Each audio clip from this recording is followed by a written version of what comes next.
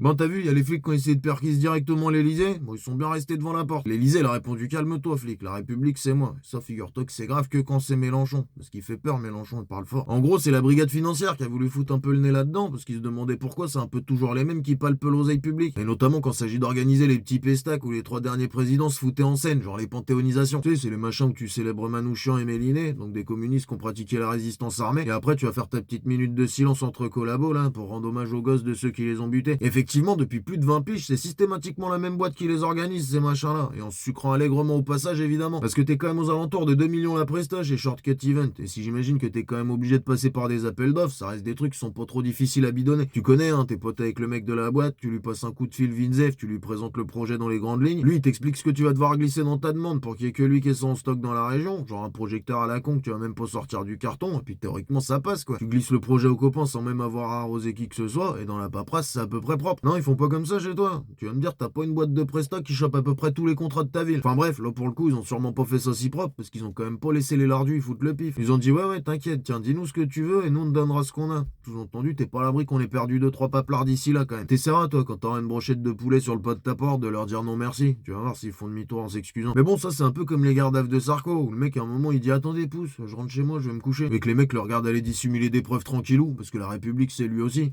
Bon, en fait, y en a qu'un que c'est pas là-dedans. Enfin bon, comme il y a eu 3 présidents d'affilée qui ont dû tremper dans le DEL, il y a des mecs qui arrivent à y voir encore une bonne raison de refiler le merdier au RN du coup. Bah oui, vu qu'ils sont tous pourris, autant ils foutent des gens qui ont jamais eu le pouvoir.